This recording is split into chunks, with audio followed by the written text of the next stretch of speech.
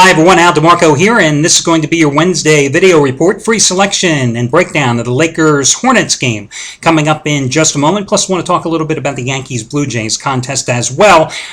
You'll have to excuse the video quality here today, doing this report from my laptop, which has a tremendous high-definition webcam and stereo sound, top-of-the-line processor, blah, blah, blah. Can't possibly get a faster, more worthy laptop. Problem is, the internet service in the hotel room sucks. And you know, if the internet service isn't fast enough, that's why it looks like my hand is going 1 frame per second, because it can't keep up. In fact, the internet service is so bad in this hotel room, which I happen to pay for, I actually resorted to using my little Verizon MiFi card, which is faster than the internet service that I'm paying for. And by the way, this is the shameless, unabashed plug, Verizon. You should think about, sponsoring these videos, really. I mean, I use you all the time. Great thing, I've used this little baby in the middle of Iowa, driving cross-country in cornfields, left to right, for miles along. And I think even there, in the middle of Iowa, it was a faster speed than the internet service that I'm paying for in this lousy hotel room.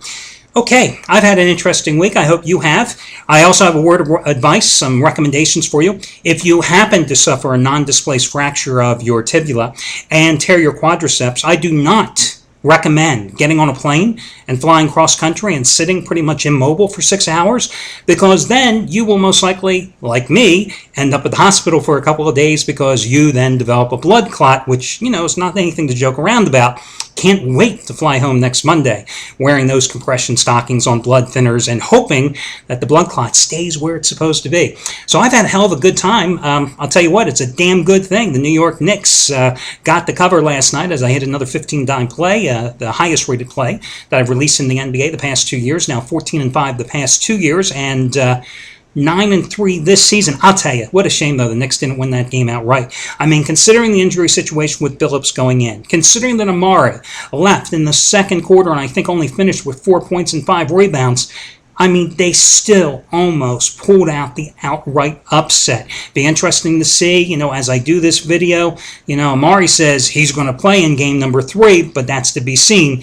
But what a good game last night. As I said, I had thought at one point maybe playing the Knicks as a smaller wager on the money line. Glad I did not, of course, but an easy cover nonetheless. By the way, before we get going too far here into Wednesday's video report, I want to tell you there is another free basketball tournament held with my name on it and my money at stake in conjunction with DraftStreet.com. It is for Thursday and Friday's NBA playoff action. That's right, your Thursday and Friday NBA playoff action from the games that are being played, from the teams that are in action. That's how you build your roster. Of course, you have a $100,000 mythical salary cap to pick your players. I mean, I'm telling you guys, if you didn't take advantage of the NBA free tournament we did about 3.5 weeks ago, this is a great opportunity for you to test it out, because it is so much easier when there are far fewer teams to choose from, fewer players to choose from, and plus, after seeing these teams play a couple of games in their respective series, who's playing well, who's going to see the bulk of the action. And remember, of course, you earn points, not just for the number of points being scored, but you earn extra points, in fact, 1.5 to 2 points, depending on the number of blocks, the number of steals, the number of rebounds. You lose points for the number of free throws missed, for the number of field goals missed. So it all goes together to making your winning team, and you get to cull those teams from the teams playing in Thursday and Friday's playoff action. And again, with DraftStreet.com, this is a free tournament that is open to anyone out there watching this wants to enter. It's a great way to win money. And it's my money. $250 at stake. The top 5 finishers all finish in the money. Now, when we did this about 3.5 weeks ago, a guy by the name of Burger Boy, who I've mentioned before, won that tournament. I finished 17th out of like 254 entrants. We ran a baseball tournament last Friday night. Let's see, who won that one? Kenny Dog. Hey, I don't make up the screen names. You guys are responsible for it. Some guy by the name of Kenny Dog finished first, 68.4 points. Where did I finish? 66th. Yes, I sucked. 66th. I mean, that's embarrassing. How did I had 24 points. I don't think I had a hitter. Well, I can tell you right now, the hitters that I put together on my baseball team, they went 6 for 30 that night. That's pretty pathetic, right? But anyway, enter this contest. It is free. $250 of my money at stake. I'll be playing right along with you. You have up until the start of tomorrow night's first game, which is Indiana-Chicago, to solidify and finalize your roster. And your roster is comprised of the players that are playing, of course, in the playoff games the next two nights. $250 at stake. Top 5 finishers are in the money. Good luck, everybody. And hopefully this time I will certainly redeem myself after that pathetic performance in baseball last week. Basketball was good the first week, but I've been playing this stuff for, God, since the mid-'80s, guys. It is free right now, perfectly legal as well, and a great way to make some money for you basketball junkies and baseball junkies out there as well. Now, let's get to your free pick tonight.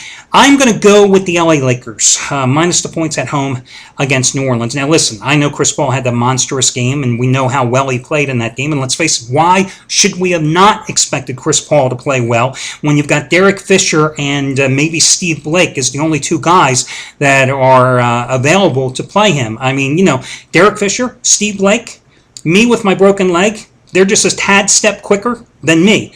I mean, there's no way that they're going to be able to contain Paul. But where the Lakers really struggled, I mean, when you think that Kobe had a magnificent game with 34 points, that Ron Artest had 16 points, 11 rebounds, why did they lose that game? Because Lamar Odom had one rebound in 31 minutes off the bench and 10 points. Andrew Bynum, the first game back after suffering that bruised knee, seemed to be playing a little tentative, although if you look at the box score, 13 points, 9 rebounds, it was a respectable line. But his Twin Tower counterpart, Paul Gasol, I mean, missing in action. And you know how Gasol goes through these periods in the postseason where he kind of disappears for a game or two. And ultimately, it seems like Kobe's got to get him back into the flow, early involved in the offense to get him reset and get his game back to peak performance. I mean, that game, he was 2 for 9 with 8 points and 6 rebounds. I don't expect the Hornets to have that type of phenomenal game once again. I think Paul may have a phenomenal game, but I expect the Lakers to play much more solid offensive ball and, more importantly, to tighten down the clamps defensively. I'm sure that's all Phil Jackson has preached to them over the past couple of days. You've got to play defense, you've got to box out, you've got to control the lane, and you've got to own the boards. And that is why I would take the Lakers minus the points. Now, in baseball, thought about taking the Yankees tonight, not so much because it's Bartolo Colon, but because the Yankees are going against Toronto and Brett Cecil. You know, this guy has been dominant against AL East teams. I'm looking here at my records here. 12-2 with a 3.53 earned run average in his last 16 appearances against AL East teams.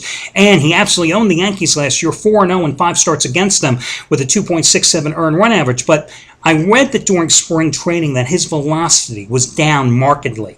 And look at how this guy has performed so far for the Blue Jays. In 3 starts, he has a 6.19 earned run average. He's walked 7 and given up 18 hits, so that's 25 base runners in just 16 innings. Now, the reason I'm not going with the Yankees tonight is because their bullpen, especially Mariano Rivera, was extended last night, and of course it cost them the game as they lost in extra innings as the Blue Jays rallied for the 6-5 triumph in 10.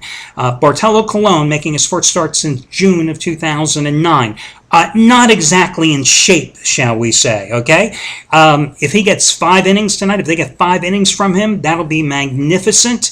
And I just worry about whether the Yankees will have enough to bring out of the bullpen. So that's why I'm staying away from that game. Thought about it originally. Instead, just going to go ahead and ride the Lakers as your freebie today. Good luck, everybody, and I will catch you again on Thursday.